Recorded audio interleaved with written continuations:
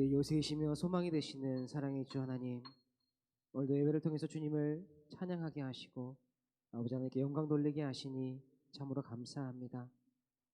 지금 이 시간 주일 3부 예배를 주님 기억하여 주시옵소서. 코로나로 인해서 여러 가지 어려움으로 인해서 주님 가정에서 예배하는 믿음의 자녀들도 있습니다.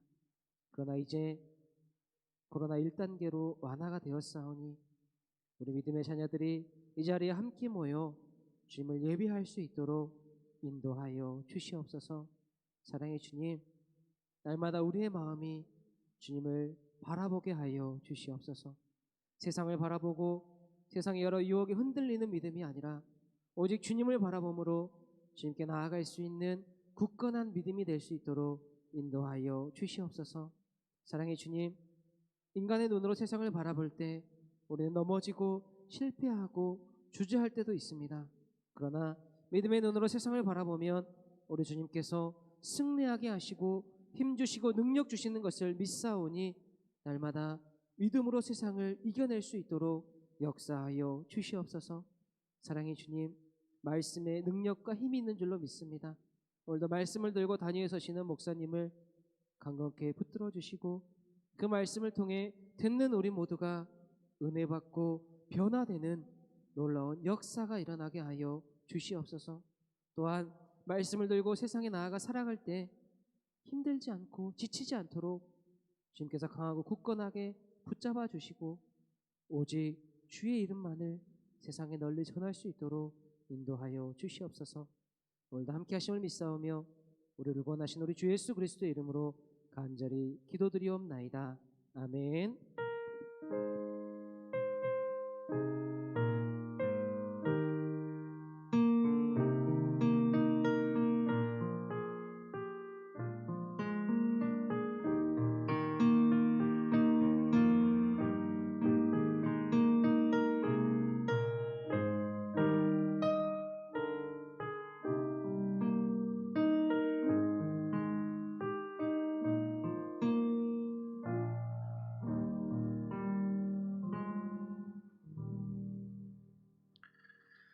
아멘.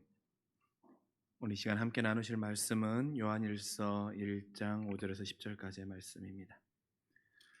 요한일서 1장 5절에서 10절까지의 말씀, 신약 388쪽의 말씀이네요. 요한일서 1장 5절에서 10절까지의 말씀입니다.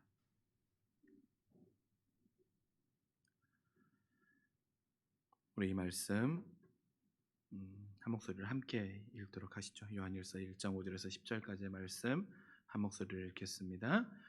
우리가 그에게서 듣고 너희에게 전하는 소식은 이것이니 곧 하나님은 빛이시라 그에게는 어두움이 조금도 없으시다는 것이니라.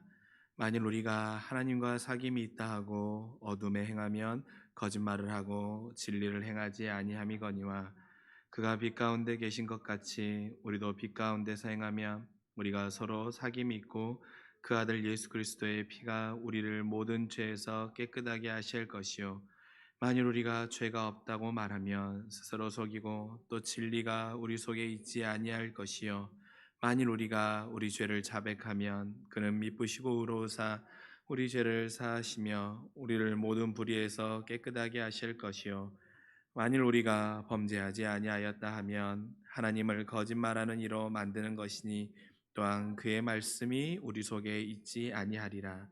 아멘. 금주부터 4주간 마음을 지켜낸다라는 것의 주제를 가지고 말씀을 함께 나누어 보고자 합니다. 여러분, 우리의 인생은 사실 하나님 앞에 단 한 번 선물 받은 인생입니다. 그렇게 하나님 앞에 단 한 번 선물 받은 우리의 인생을 행복하고 감사하고 사랑하며 살고 싶은데 그렇지 못한 것이 우리의 현실입니다. 그래서 우리가 어떻게 선물 받은 인생인데 미워하고 자책하고 원망하고 낙담하면서 우리의 인생에 주어진 시간을 우리가 결코 허비할 수는 없는 것입니다.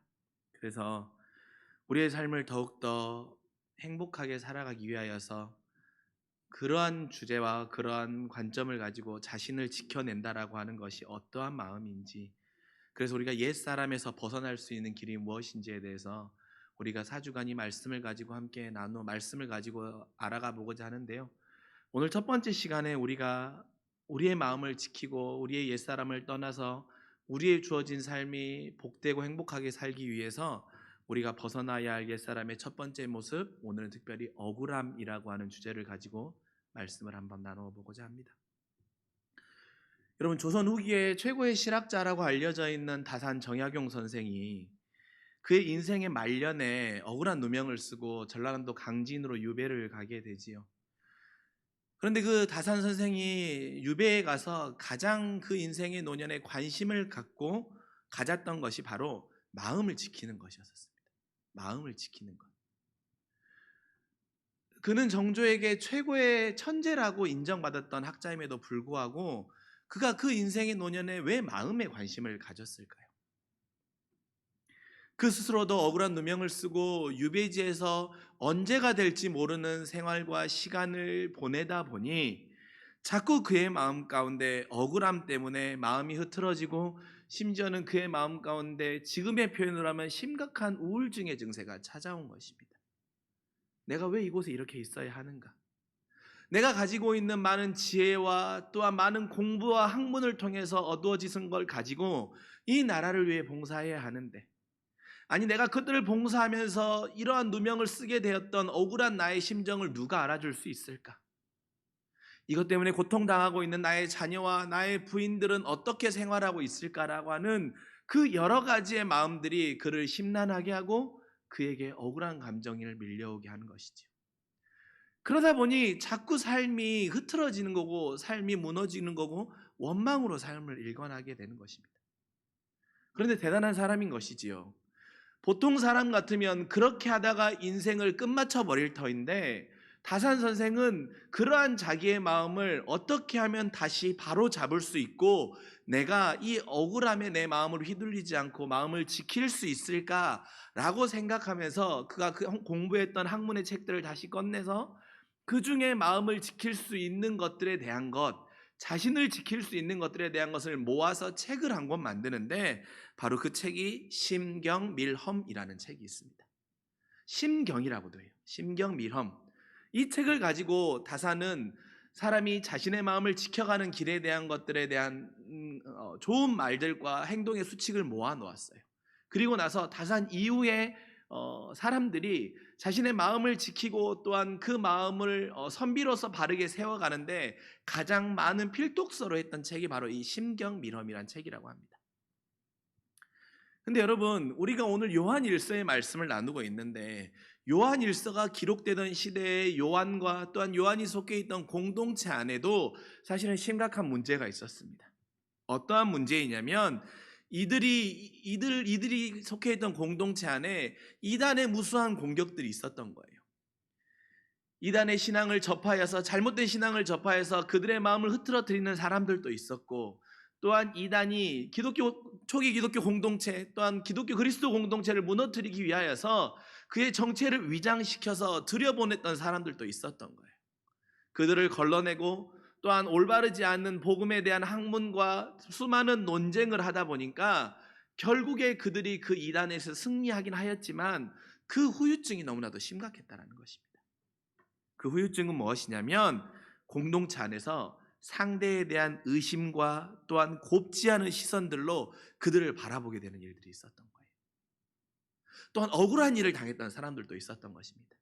나는 오로지 그리스도를 따르는 신앙의 길을 걸어가고 있는데 다른 사람들의 말 한마디, 다른 사람들의 카더라하는 그러한 이야기들 때문에 그들이 이교도로 몰리는 일이 있어서 그 억울한 누명을 벗어야 하는 마음 졸이는 일들과 시간을 보내야 했던 일들을 겪었던 사람들이 있었던 거예요. 즉 이 공동체 안에 사랑이 사라져버리고 억울함과 서로에 대한 비난과 감시의 눈길로 하나님의 사랑이 사라져버린 이 공동체 안에 요한은 그 사랑을 회복하기 위하여서 요한일서를 기록하고 있는 것입니다. 다산이 처했던 상황과 요한일서가 기록됐던 상황은 사실 우리가 지금 처해 있는 현실과 우리 내면의 외적과 내적인 상황과 결코 다르지 않다라고 봅니다. 그러한 시대를 살아가고 있는 우리 안에 혹시 내 안에 가지고 있는 상대적 박탈감과 억울함은 우리를 혹시 짓누르고 있지는 않습니까? 여러분, 우리가 어떤 사람에 대한 행동을 말할 때 많이 말하고 있고 잘 알고 있는 이론이 무엇입니까? 바로 그 사람의 어린 시절의 환경에 대한 이야기를 많이 하지요.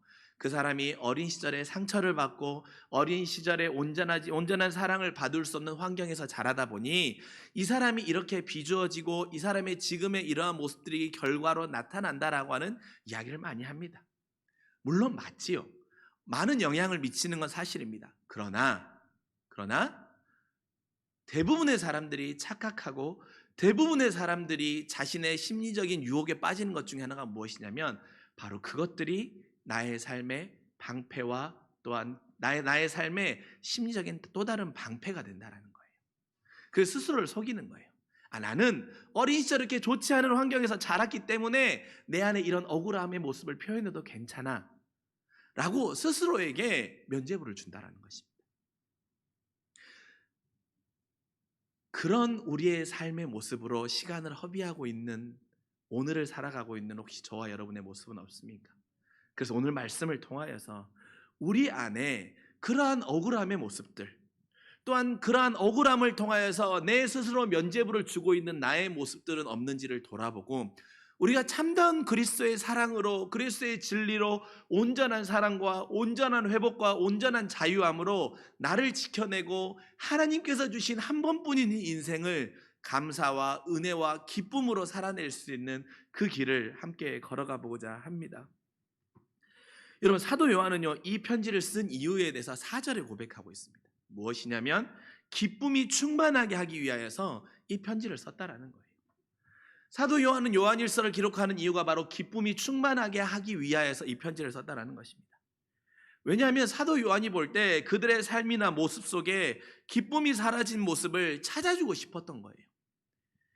그들 가운데 기쁨이 사라져버린 이유가 있는데 그것은 무엇이냐면 바로 하나님과의 사귐이 없어져 버린 것입니다. 하나님과의 사귐이 그들 안에 소멸돼 버린 거예요. 기쁨이 충만하면 어둠이 있을 수 없는데 그들 안에 어둠이 가득한 거예요. 그래서 하나님이 빛이셔서 어둠과 함께 공존할 수 없는데 그들은 빛 대신 하나님은 없고 어둠이 가득하여서 서로 미워하고 원망하고 의심하는 마음들이 가득 차 있었던 것입니다. 사랑하는 성도 여러분, 우리도 하나님과의 사귐이 사라져버리면 우리 안에 기쁨이 사라져버리는 것입니다. 하나님과의 사귐 무엇입니까? 하나님을 더욱더 알아가기를 원하는 것이지요. 하나님께 관심을 갖는 것이지요. 여러분, 하나님께 관심 갖는다고 하는 것은 하나님께서 이 땅에 보내신 내가 하나님의 뜻대로 살아가기 위한 나를 향한 관심을 갖는 것과도 사실 다 있는 이야기입니다. 그렇다면 여러분, 오늘을 살아가는 우리와 초대 유대 공동체 안에 사도 요한이 살아가던 그 공동체 안에 하나님과의 사귐이 사라져버린 이유가 무엇인 줄 아십니까? 그 이유의 첫 번째는 바로 외부 귀인이라는 것입니다. 외부 귀인. 이 외부 귀인이라는 말은요, 심리학에서 이론으로 파생된 용어예요. 무슨 말이냐면 어떤 사람의 어떤 사건에 대한 행위와 결과에 대한 원인을 찾기 위해 추론하는 과정을 알아가는 것이 외부 귀인 이론이라고 하는데요. 어떤 사람들이 자신에게 일어난 일을 판단할 때 타인을 판단할 때가 다르고 자신을 판단할 때가 다르다는 것입니다. 우리가 이것에 대해서 가장 쉽고 많이 쓰는 말이 무엇이냐면 내로남불이에요. 내가 하면 로맨스고 남이 하면 불륜이라고 하는 것이 외부 기인을 아주 쉽게 설명해 줄 수 있는 말입니다. 자신의 긍정적인 결과에 대해서는 내 안에서 내부의 원인을 찾는 거예요. 그러나 부정적인 결과에 대해서는 외부에서 원인을 찾는다는 것입니다. 반대로 상대가 어떤 일을 잘했을 때에 대해서는 그 결과를 외부에서 찾아요. 그러나 상대가 못했을 때는 그 상대의 내부에서 결과를 찾는다는 것입니다. 바로 이게 외부 기인이라는 거예요. 여러분, 우리가 하나님과의 사귐이 사라져버린 이유는 바로 여기에 있다는 것입니다. 하나님은 본문을 통해 강조하는 것은 죄에 대해 외부가 아닌 바로 내 안에서 그 원인을 찾으라는 것입니다. 그런데 여러분, 억울함이 가득한 사람은 자꾸 죄에 대한 원인을 내 안에서 찾으려고 하는 것이 아니라 외부에서 찾으려고 합니다. 밖에서 원인을 찾으려고 해요. 그래야만 하나님과 우리와 사귐의 개입의 여지를 만들 수 있는데, 내부에서 찾아야 내가 죄인이기에 그 죄를 깨끗하게 해주시고 온전케 해주실 그리스도의 십자가의 사랑의 은혜를 누릴 수 있는데, 자꾸 밖에서 원인을 찾다 보니까 하나님과의 사귐이 끊어지고 멀어져 버리는 것이죠. 그래서 외부에서 책임을 찾는 것에 대해서 오늘 말씀에서는 뭐라고 말하냐면 8절에 죄가 없다 하며 스스로 속이는 거라고 하는 것입니다. 여러분, 죄가 없다 스스로 속이는 것은 바로 나는 잘하고 있는데, 나는 아무 문제가 없는데 내 주변에는 환경이 나를 도와주지 않아서, 서두에 말씀드린 것처럼 이것을 이용해서 말해보면, 내가 어린 시절에 좋은 환경에서 자라지 못해서, 나의 부모가 나에 대해서 무뚝뚝해서 내가 어린 시절에 씻을 수 없는 아픔을 갖고 있어서 라고 하는 그 원인에서 자꾸 나의 행동의 억울함의 원인을 찾아가려고 한다는 것입니다. 여러분, 외부의 책임을 돌리는 것만큼 쉬운 일이 없습니다. 심지어 하나님께 책임을 돌리면요, 가장 쉬워요. 내가 기도하는데 하나님 왜 침묵하십니까? 내가 간절한 상황 가운데 하나님은 내게 한 번도 응답해 주신 적이 없지 않으십니까? 하나님, 내 기도 가운데는 왜 아무런 말도 하지 않으십니까? 그래서 하나님 이러한 결과가 나타난 거예요. 그래서 하나님 내가 이렇게 삐뚤어지는 거예요. 그래서 하나님이 그때 나 한 번만 도와주셨으면 내가 지금 이 모양 되지 않았을 텐데라고 하면서 자꾸 심지어는 하나님에게서 그 책임을 찾으려고 한다는 것입니다. 그러니 사귐은 일어나지 않고 원망만 증가하고 원망이 넘쳐나니 어둠에 사로잡히는 것입니다. 두 번째로 여러분, 하나님과 사귐이 사라진 이유는 스스로 속이기 때문입니다. 스스로 속이기 때문. 본문은 이에 대해서 뭐라고 하냐면 진리가 우리 속에 있지 않다라는 말을 하고 있습니다. 진리가 우리 속에 있지 않다. 더 분명하게 표현하면 여러분, 우리는요, 스스로를 속이는 건 사실 스스로를 보지 못하고 있는 것입니다. 보지 않는 게 아니라요, 보지 못하는 것입니다. 왜냐하면 저와 여러분 안에 나를 스스로 볼 수 있는 힘과 용기가 없기 때문이에요. 이걸 6절은 어둠을 행하며 거짓말하는 것 같다고 말하고 있습니다. 스스로 보지 못하기 때문에 거짓으로 속이며 거짓으로 평가하는 것입니다. 그런 내 모습을 속이기 위해 우리가 가장 많이 사용하는 가면이 있는데, 그것은 무엇이냐면 바로 나를 가여운 사람을 만들어요. 가여운 나를 만들어요. 스스로 비극의 주인공으로 대상화해 버리는 것입니다. 빙의하는 것이지요. 그래서 나를 이렇게 만들었던 외부의 환경 때문에 지금 나는 가여운 존재가 되었으니 이 정도는 괜찮다고 해버리는 거예요. 내가 이러한 죄와 이러한 행동들을 하는 것은 괜찮다라고, 왜 난 너무나도 어릴 때 상처가 많게 자란 가여운 사람이니까 이 정도는 괜찮다라고 가여운 나를 만들어요. 그러면서 스스로를 보지 못하게 되는 것입니다. 왜? 봐야 하면 내 상처도 봐야 되고 내 아픔도 봐야 되는데 보고 싶지 않으니까. 그 스스로를 속이고 그 스스로를 속임으로 인하여서 나의 행동에 고치고 싶은 행동과 하나님의 사랑으로 회복되기를 원하는 그 행동에 대해서 관심 갖지 않고, 나는 가여운 사람이니까 이 정도는 해도 된다라고 하는 스스로 면죄부를 준다라는 것입니다. 성경에 나오는 대표적인 인물이 있죠. 바로 누구입니까? 야곱입니다.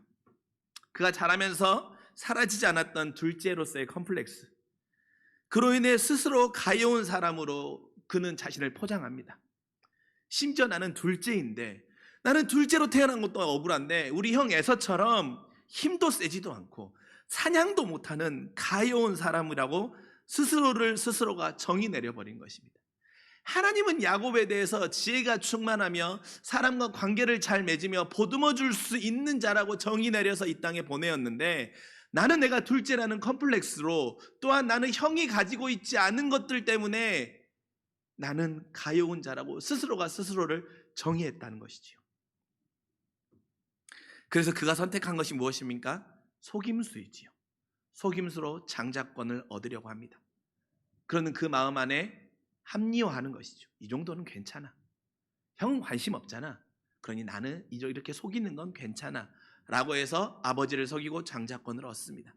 그러나 여러분, 그 장자권을 얻은 결과는 무엇입니까? 물론 야곱이 이후에 변화되어서 이스라엘 되는 놀라운 역사가 일어나지만, 그가 그 속임으로 인하여서 얻었던, 스스로 가여운 나라가 되어서 그 스스로에게 면죄부를 주어서 얻었던 결과는 결국은 부모를 떠나서 삼촌의 집에 가서 하지 않아도 되는 고생을 하는 결과를 얻게 되었다는 것입니다. 그래서 여러분, 상처는 보지 않고 결코 치료될 수 없는 것입니다. 보지 못하는 내가 볼 수 있는 힘을 가져야 되는 거예요. 숨기고 줄이면 결국에 더 큰 병을 자초할 수밖에 없는 것입니다. 그래서 본다라는 것은 나의 작은 모습과 지금 나의 모습을 인정하는 거예요. 거기서부터 진정한 하나님과의 사귐이 시작될 수 있는 것입니다. 그렇다면 여러분, 우리가 억울함의 감정으로 무너지는 우리의 모습을 지켜내기 위해서 성경은 어떠한 길을 통하여서 우리가 억울함의 모습으로 우리를 지켜낼 수 있고 스스로가 스스로를 속이지 않으며 또한 외부에서 원인을 찾지 않고 내 안에서 자기를 지켜내고 하나님과의 온전한 사귐으로 인하여서 억울함의 감정으로 살아가는 것이 아니라 나의 삶에 대해서 책임질 수 있는 삶, 그리고 또한 나의 부족함에 대해서 내가 더 건강함으로 나아갈 수 있는 자기를 지켜내는 삶의 길을 무엇이라고 안내하고 있습니까? 그것은 우리의 죄를 자백하라고 말하고 있습니다. 요한일서는 우리의 죄를 자백하면 미쁘시고 의로우신 하나님이 우리를 깨끗게 해주신다고 말씀하고 있습니다. 여러분, 죄를 자백하는 건 무엇입니까? 죄를 인정하는 것이지요. 불의하며 거짓이 있는 연약함들과 과거의 남들과 다른 환경이 지금 나를 못 만든 그 모습을 인정하라는 것입니다. 인정하라는 거예요. 그런 나를 부정적이다라고 평가하지 말고, 그런 나를 가엾다라고 정의 내려서 답 내려놓지 말고, 나는 어린 시절에 이런 아픔이 있었던 사람이고, 나는 외부에 이런 환경으로 자랐던 사람이고, 내가 그때 만났던 이 사건이 나를 지금 여기까지 이끌고 왔다라고 그냥 인정하라는 거예요. 그 인정을 넘어서 내가 가여운 사람이라고 나를 정의하고 스스로를 속이지 말고, 그럴 때 미쁘시고 의로우신 하나님께서 우리를 사하고 깨끗하게 해주신다라고 약속하십니다.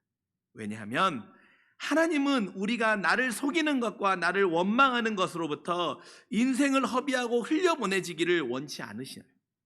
자백하면, 나의 연약함을 그대로 내어놓으면, 내 모습을 그대로 인정하면 하나님이 나에 대해서 새롭게 정의해 주시겠다라고 하는 거예요.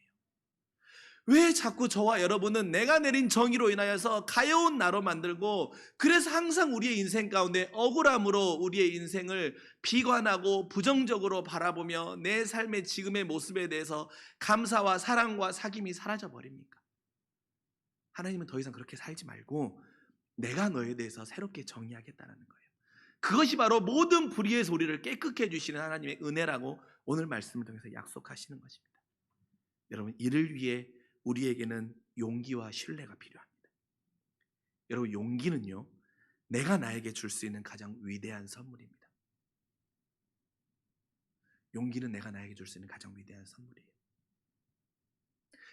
내가 나에게 용기를 주면요, 나는 어린 시절에 나의 아버지에게 수많은 가정폭력을 받으며 자랐던 사람입니다라고 하는 나의 고백을 부끄러워하지 아니하고, 이 고백의 연약함을 하나님이 만지셔서 그렇게 나는 더욱더 온전한 하나님의 사랑으로 이것들이 회복된 사람입니다라고 변화될 수 있는 그 시발점을 만들 수 있게 되는 거예요.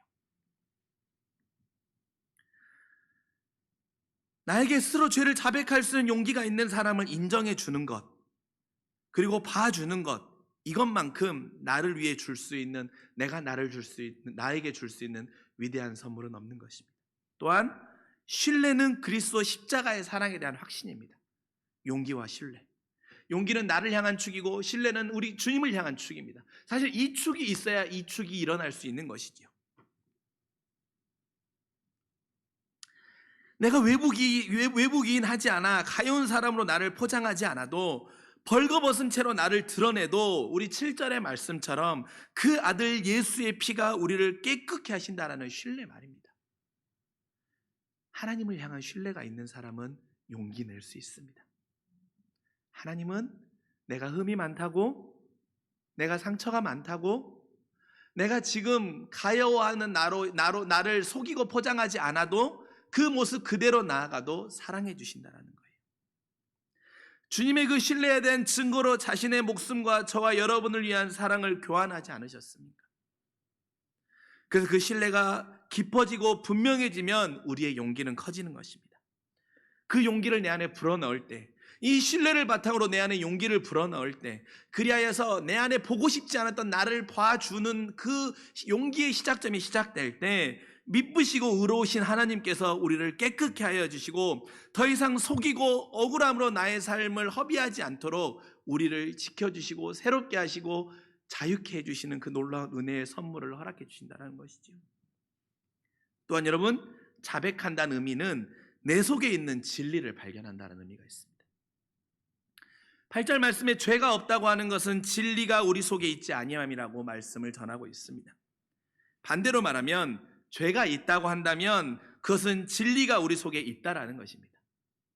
진리를 발견하는 것은 내 속에 죄가 있음을 인정하는 것이죠. 내 안에서 내게 발생한 상황들의 원인을 찾아가는 것입니다. 외부에 탓하지 아니하고 남 탓하지 아니하고 내 안에서 그 원인을 찾아가는 거예요. 여러분, 제가 아는 어떤 60대 권사님이 한 분이 계셨습니다. 이 권사님은 모든 일을 다 섬김으로 잘하시고 사랑으로 잘 베풀어 주세요. 그런데 어떤 한 부분만 딱 걸리면 그 권사님은 움츠러들어 버리세요.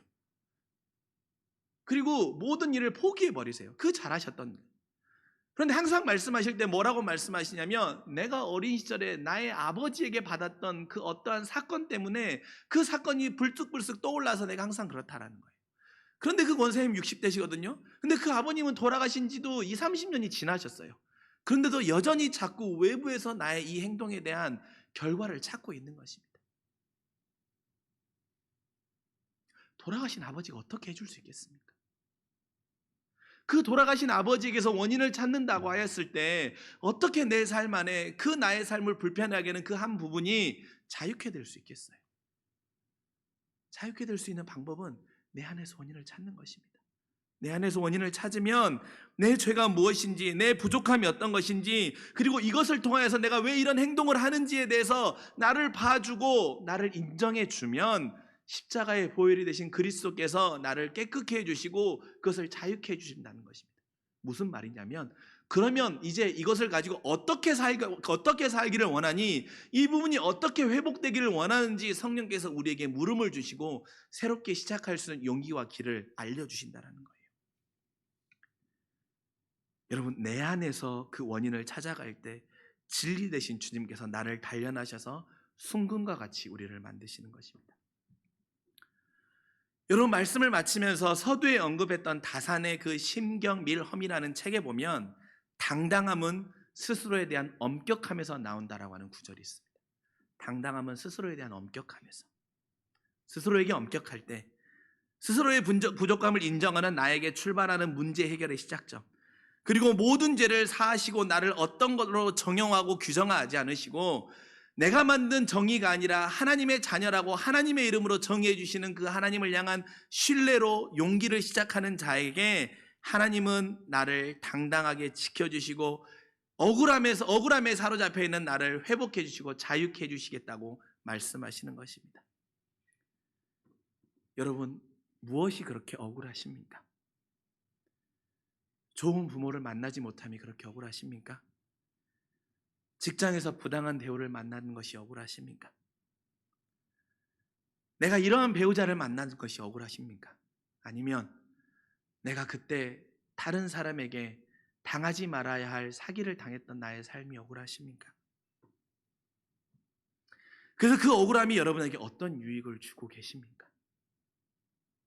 이 물음 앞에 여러분은 어떠한 답을 가지십니까? 그 억울함이 여러분의 삶을 더욱더 신앙인으로 이끌고 가셨습니까? 아니면 그 억울함이 여전히 내 안에 미움과 분노와 원망과 또한 스스로를 가엾게 여기는 거짓된 가면으로 나를 속이고 계시지 않으십니까? 하나님은 오늘 말씀하십니다. 다시 시작하라고.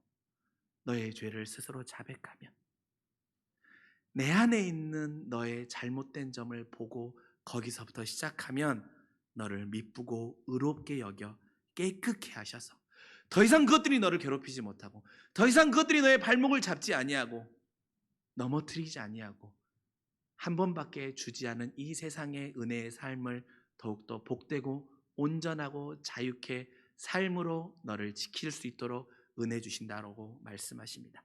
그 진리와 자유케 하시는 놀라운 기쁨을 맛보며 누릴 수 있는 우리 모두가 되실 수 있기를 주님의 이름으로 간절히 축원합니다. 기도하겠습니다. 사랑이 많으신 아버지 하나님, 우리가 기쁨이